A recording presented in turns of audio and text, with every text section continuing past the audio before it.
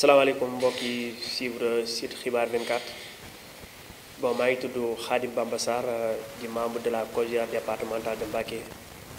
dirigé par notre coordinateur Serigne Mbacké Faye et militant politique de l'APR des premières heures. mbokk internet yu topp xibaar 24 TV tey jii nag ñi ngi ànd ak un jeune bokk ci COJER départementale de Mbacké Khadim Bamba Sarr Khadim bëggoon nañu xam tey jii lan moo waral déclaration bii nga bëgg indi jëmale ko ci doxalinu COJER. bon tey dañuy ñëwoon pour waxtaan ci situation COJER bi nga xam ne dañu ci nekk muy ñu koy wax COJER national dirigé par notre camarade Moussa Sow. bon ñu gis ne depuis son arrivée ñu am lu ñu constaté loo xam ne yàgg na ci département de Mbacké ñu ko ci daa seetlu muy benn manque de considération boo xam ne du ñu ci Moussa Sow la commencé. mais dañ naan depuis que président Macky Sall jël réew mi ba léegi dañu gis ne département de Mbacké dañ ko seetaan ci politique wu le président loolu nag ñun jeunesse bi nga xam ne dañu taxaw di jàppale le président bokk ci COJER départemental de Mbacké ñu ci avertir le coordonnateur national qui est Moussa Sow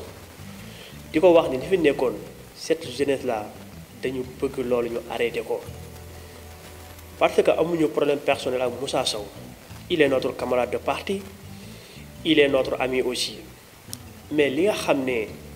moom lañ bëgg mooy tey département de Mbacké sentir boppam ci COJER au lieu le fait que ñu naan COJER national mais ba léegi gisuñu doomu Mbacké buy siéger ci COJER national di am toutes les bonnes informations di ko mën a jox le COJER départemental loolu amut. mais ñun suñu question mooy bi nga xam ne ci interpeller le coordonnateur Moussa Sow mais le fait que tey ñu gis ni COJER national bi ñuy wax y a les fils les fils de Dakar ñu gis ci waa Thiès gis ci waa Linguère gis ci waa Fatick mais pourquoi ba léegi tey COJER départemental de Mbacké mënuñ fa nekk nañu xam ne APR départemental de Mbacké cette jeunesse là dañu carrière parti bi dafa leen a jaral lu ne du matin au soir ñu liggéeyal parti bi tey je peux citer notre camarade notre coordinateur Serigne Mbacké Faye qui a tout fait pour parti APR dans le département de Mbacké qui est militant de premières heures tey kooku pour ñun il n'a plus rien à prouver ci COJER national donc tey duñu seetaan le coordonnateur ñëw bëgg a jël yeneen gars di liggéey ñoom ci kawam c'est ça qu'on veut que ça s'arrête loolu duñ ko nangu. non c'est-à-dire que je ne peux pas dire mettre à l'écart mais tey li ñu bëgg mooy tey ku mel ne Serigne Mbacké Faye dañ ko bëgg muy siège ci COJER national parce que xam nañ lépp aussi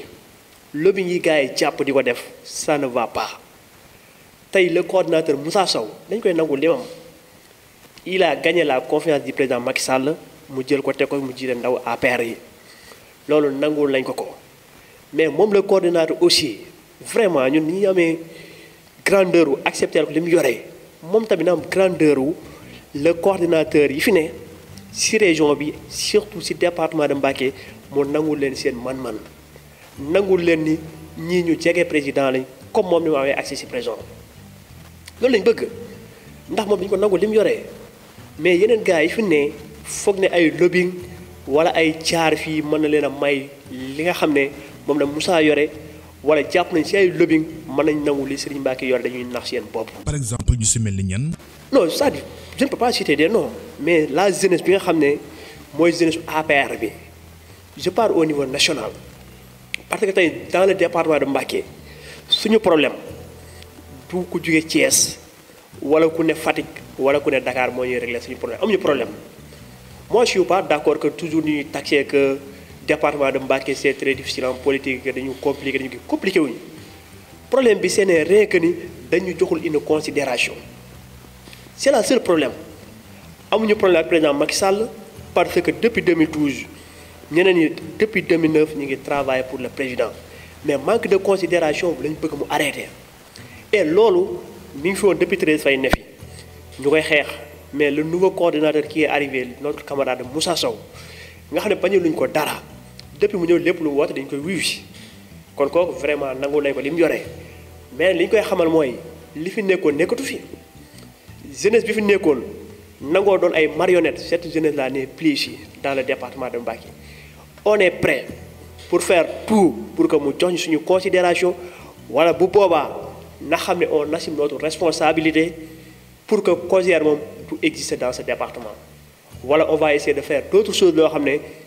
dinañ xool beneen manière bu ñuy def boo xam ne dinañ am suñu considération totale bi nga xam ne dañu ko mérito ci parti bi comme ni ko waa Thiès amee waa Fatick am ko waa Dakar am ko nañu xam ne moom le coordinateur Moussa Sow na xam ne bi ko président Macky Sall di jox COJER c'était pas que pour waa Dakar ni pour waa Fatick ni pour Thiès ni pour Linguère gi mu dëkk c'était pour au niveau national national nag mënuñ ko wax di ci génne Touba plus particulièrement le département de Mbacké bi nga xam ne Touba ci la nekk na xam ne département de Mbacké a un poids électoral bu am importance loolu nag ñu ngi ko ci avertir te vraiment bëgg ñu yegg ak moom fenn fi. par rapport ak ça est-ce que nekkul ni également querelle intestine yi am ci biir COJER yi moo waral moom it mu xaw a équidistant pour dawal benn équilibre ak neutralité ndax jàpp nañu ni muy Touba di Mbacké tamit yeneen gox yëpp COJER yi ànduñu la preuve mooy le ministre de la jeunesse bi mu ñëw fii amoon na ay quelques remous entre les COJER est-ce que nekkul ni loolu lay bañ moo waral moom it mu xaw a neutre ci wàllu COJER bi wala. oui xam nga loolu pour man bu ñu ko waxee mooy li ma wax tout à l'heure que ni moom Moussa des fois day mel ne ku nangulut li ñu ko nangul dañu koy ñàkk bañ a nangul muy que moom il a gagné la confiance du président mu jël ko teg ko fi mais moom tamit na nangu ne Serigne Mbacké Faye mi yor COJER départemental dañ ko fi tegoon par consensus mais ba léegi mandat bi ñu joxoon Serigne Mbacké Faye renouvellement amagu fi